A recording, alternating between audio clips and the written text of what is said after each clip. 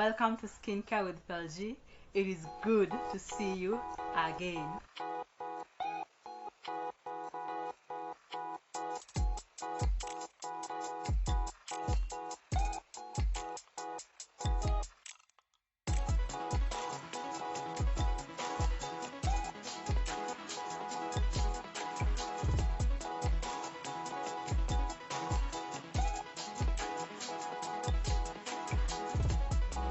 So last week we looked at cleansers, and I promised that in our next segment we are going to look at ways that you can identify the brand of products that is good for you. So I know it would have been easier if I just told you go and use Nivea or Garnier or Ackens or even Simple or any other product or brand that is out there. But I don't want to do that. This is because I want you to become independent, and I want you to understand the criteria that is used to settle for a particular brand of products. Now I want you to look at it this way. Let's say, for example, you have been used to using Nivea because somebody recommended it to you, and then one day you relook to a place, and in that place Nivea products are not sold. So what are you going to do? So that's why it is important for you to understand the criteria, because once you know the criteria that was used to select that Nivea, when you go to a place where Nivea is not supplied, what you will do, you will just use the same criteria to select another brand that is available for you, and then you move on with life without being pressed anywhere. So it is total freedom and independence. Or look at it this way: if Nivea one day decide to add another ingredient or change the way they have been producing that product of yours that you are using, if you knew the criteria, you look at it and say, this is not what I signed up for. So it will be very easy for you to change to something else. Now, to start us off, we will be looking at ingredients. So we are going to cover a little bit of chemistry today. And the first thing we'll look at are the products, or the ingredients that you should stay away from. So these ingredients, if you see them in the product that you're trying to purchase, then you should run for your life because they are not good for you.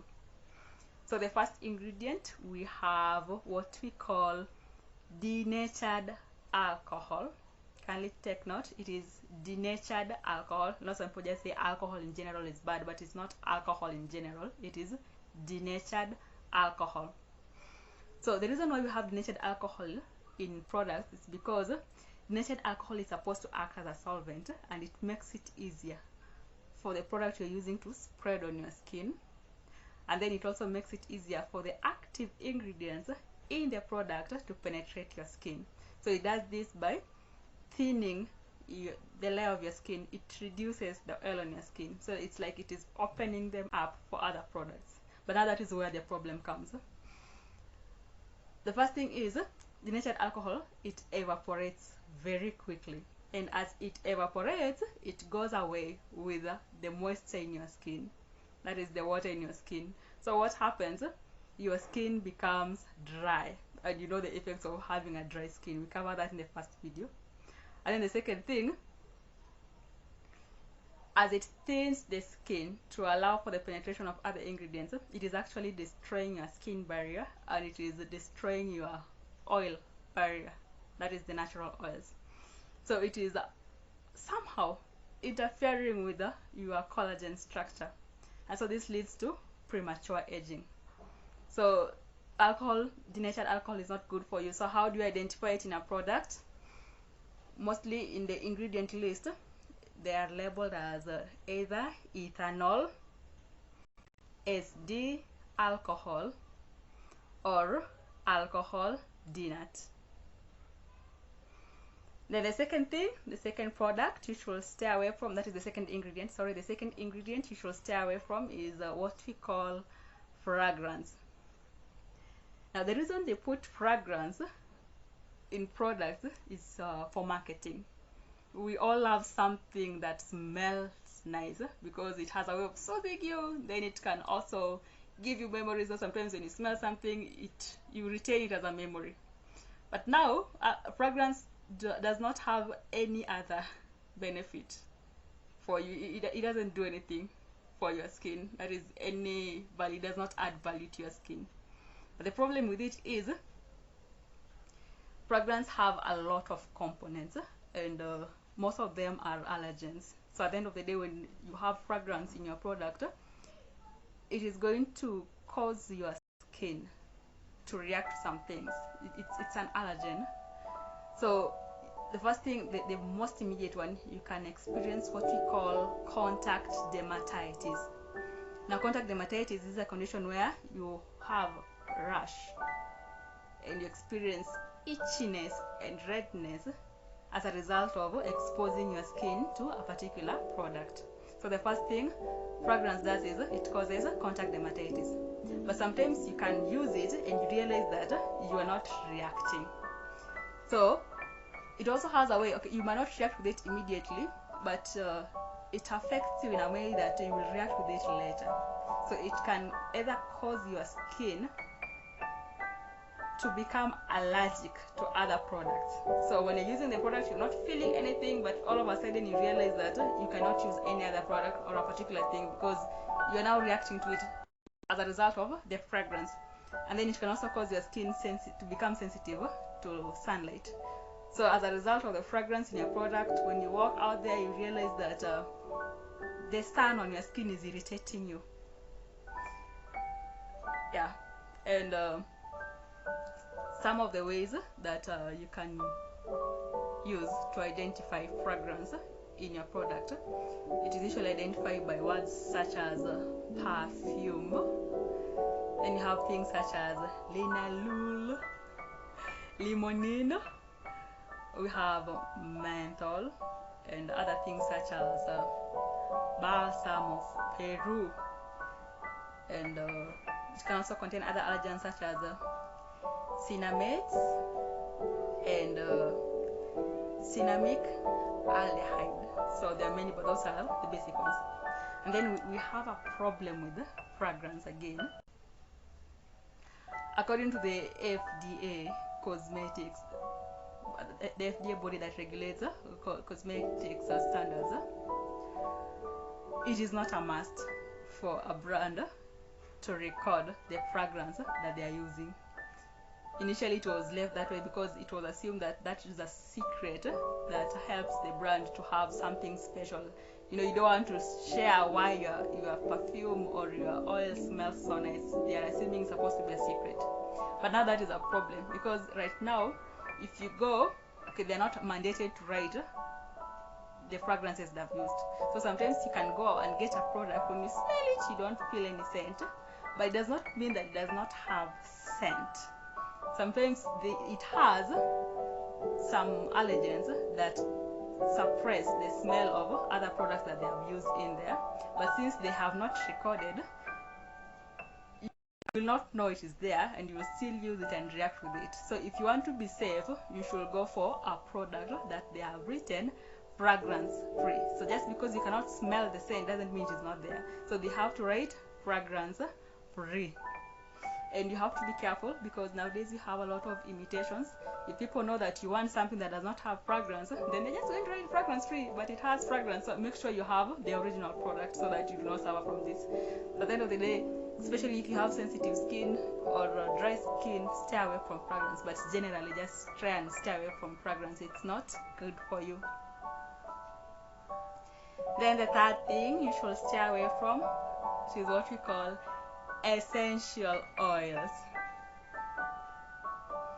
Now, essential oils, actually most of them, they sound very natural and good for you, but they're not good. This is how they're made. So essential oils, they are the essence of plants. They are extracted from plants, and then they are used to produce oils, and the oils have a lot of fragrance. So the oils, when they were making them, they had a good intention because some of them contain antioxidants which are good for your skin, and then they also contain some antibacterial that helps to protect your skin.